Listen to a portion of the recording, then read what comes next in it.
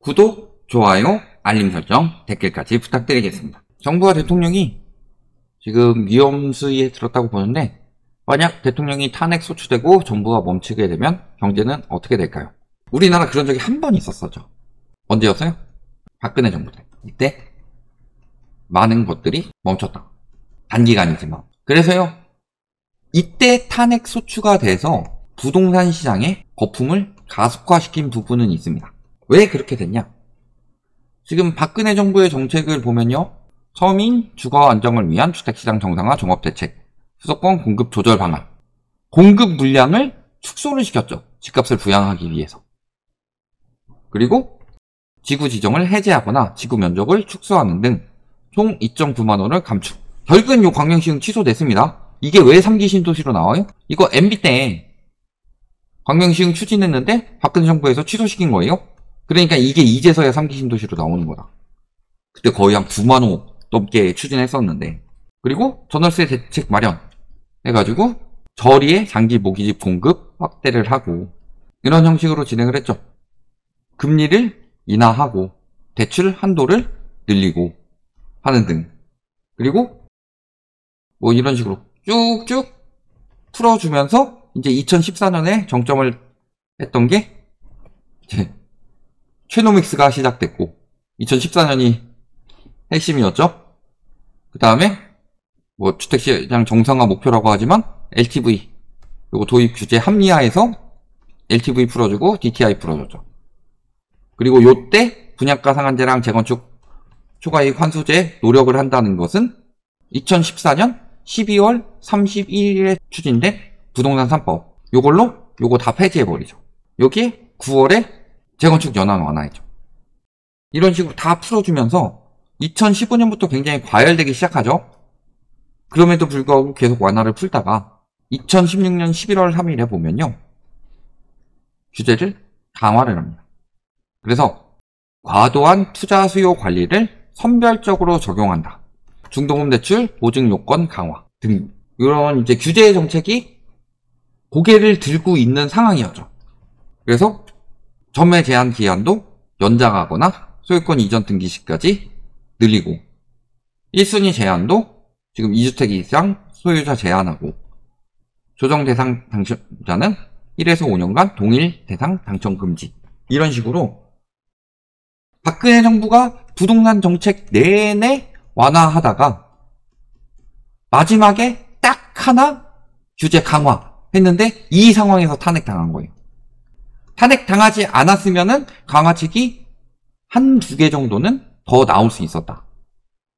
근데 이 상황에서 거의 무정부 상태가 됐고 다음 문재인 정부 되기 전까지 완화책은 잔뜩 풀렸고 강화는 이제 맛만 보려는 상황이었기 때문에 청약시장만 들어간 거였어요.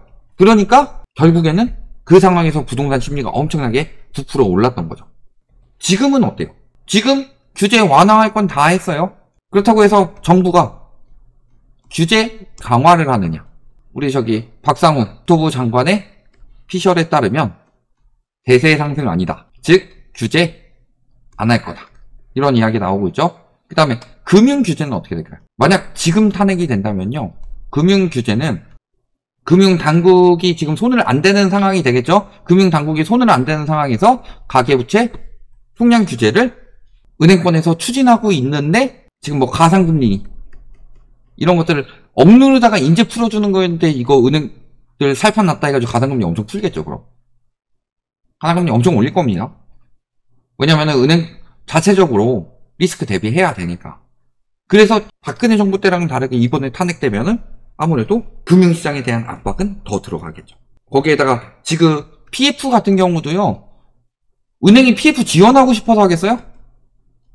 아니요, 은행 안 하고 싶어요. 그 다음에 이금융 PF 물린 거 요것도 은행이 지원하고 싶어서 하겠어요? 안 하고 싶어요, 은행은. 제가 이복근 금감원장에 대해서 방통이다, 지력이 98이다, 연한계를 쓰고 있다, 이런 이야기를 했지만요, 거기에 연한계는요, 연한하면서 안정되는 게 있으니까 연한계가 쓸 이유라도 있었는데 지금은 앞에서 불을 실은 배가 날아오고 있어요. 황제가 항복하는 것을 모르는 게 아닌데, 항복하는 것이 거짓이라는 걸 모르는 게 아니고 저 배가 불을 싣고 달려온다는 것을 다 알고 있는데 자꾸 연안개를 쓰라고 그러는 거예요. 그럼 은행 입장에서는 내가 그 불을 직접적으로 맞을 게 아니라 앞에서 맞아주는 거는 건설사랑 이금융권들이 맞아줄 건데 자꾸 나한테까지 불 번지게 만드는 거야.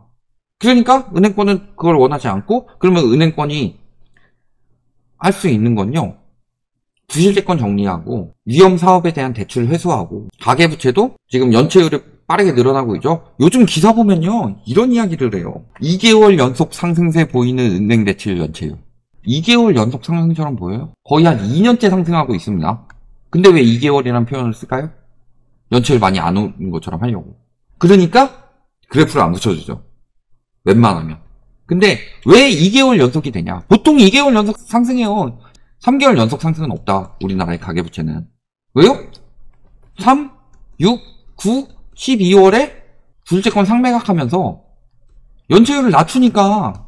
그러니까 5월에 이런 거에 6월에 또 연체율 떨어졌다고 하겠죠. 3, 6, 9, 12월에는 원래 연체율이 떨어져요. 부실채권 상매각을 하기 때문에. 근데 추세를 보면은 전반적인 추세는 2년째 상승이죠. 조금만 더 올라가면 어떻게 돼요? 요때 집값이 붕괴하기 시작했습니다. 그때는 집값이 그렇게 비싸지도 않았을 텐데, 지금처럼. 그래서 19년도까지만 집값 떨어져도 괜찮다라고 사람들이 막 생각하도록 가스라이팅 하는 분들 많죠.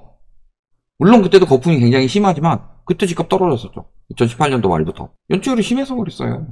그때는 DSR 도입도 안 됐었는데.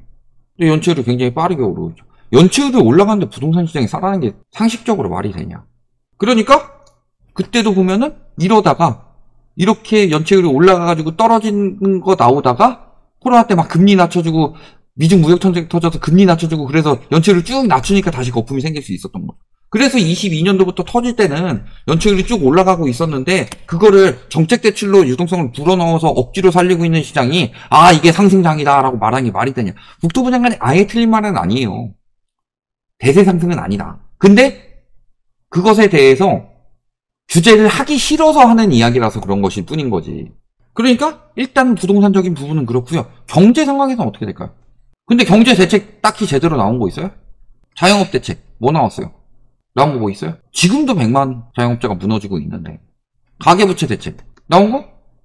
역효과 되는 대책밖에 없죠. 정책 대출, 그 다음에 관치금융, 이런 것들 추진 제대로 안 되면은 가계부채는 가뜩이나 디레버리징 되려고 임계점에 올라온 상황이기 때문에 무너질 수밖에 없죠. PF 대책, 이거 엄청 살리려고 들어간 건데 건설사들 PF 버틸 수 있겠어요? 이금융권 PF 버틸 수 있겠어요? 지금 무너지는 걸 막기 위해서 전수조사 들어가는 겁니다. PF 정리하겠다고 했다가 지금 금감원장이 태세 전환하는 거 보면 답이 나와요. PF 붕괴되겠다 싶으니까 막으려고 지금 전수조사 들어가는 거예요. 이번엔 증권사도 괜히 들어간 게 아니다. 근데 요거 제대로 추진 안 되면 PF 붕괴 막을 수 있겠어요? 막상 진짜 살려야 되는 것들 대책 잘 안 들어가죠. 과잉돼서 들어가는 대책 요거밖에 없죠. 근데 부동산 대책 같은 경우 박근혜 정부 때는 부동산 대책이 완화된 게 규제가 안 됐으니까 그렇게 된 건데 지금 완화된 거를 규제할 생각이 없어요.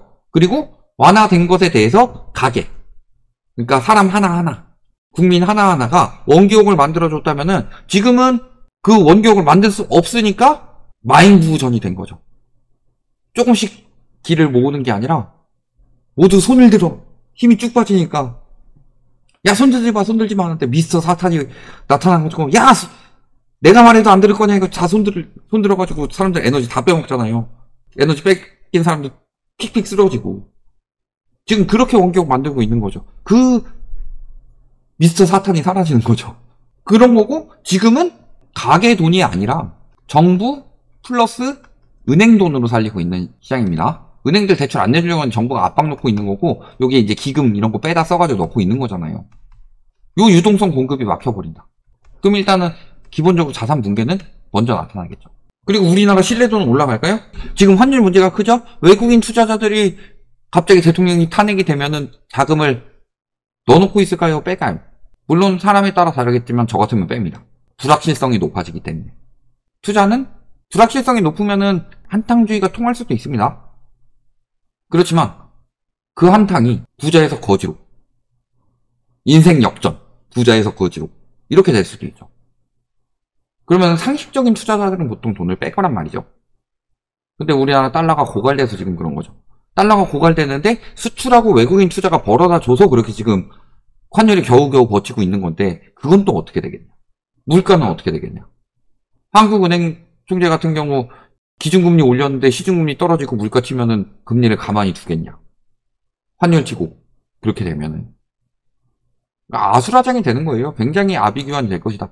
물론 지금 정부가 굉장히 못하는 점이 많지만 그렇다고 해서 탄핵해서 그 공백이 생기는 동안에 생기는 아수라장은 사실 그 일시적인 기간 동안은 굉장히 심각하게 여러 가지가 나올 건데 박근혜 정부 때는 저점 찍고 올라가는 것이기 때문에 그게 상승으로 발현이 됐다면 이번 정부에서는 고점 찍고 떨어지는 걸 억지로 막고 있는데 그 방패막이 사라지고 있는 거다.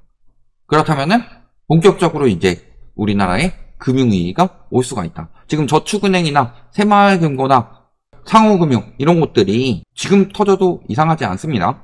저축은행 사태 때보다 지금 훨씬 더 심각한 상황이에요. 그런데 지금 정부에서 새마을금고 사태 터지는 거 막고 안심시키고 이러고 있는 상황일 뿐인 거라서 터질 것들이 조금 더 빨리 터질 수밖에 없다. 근데 사실 터질 것들이 더 빨리 터져야 되죠. 집값이 폭락하면은 경제 위기 옵니다. 자꾸 이딴 댓글 다는데요. 집값이 폭락하는 이유는 집값이 폭등했기 때문이고 높이 올라가면 높이 올라갈수록 더 많이 떨어집니다.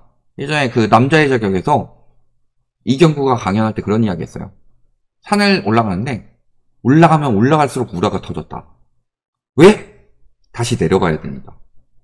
올라가니까 내려가는 거예요. 근데 그 전세 사기도 똑같이 올라갈 때는 안 터지다가 떨어질 때 터졌듯이 떨어질 때 그 올라갈 때 생겼던 문제점들이 터지는 거라서요. 그렇다고 올라가게 두면은 문제점들은 더 언젠간 터질 거, 더 크게 터질 수밖에 없는 거, 그거 더 빨리 터지는 상황은 벌어지는 거다. 이렇게 보시면 되겠습니다.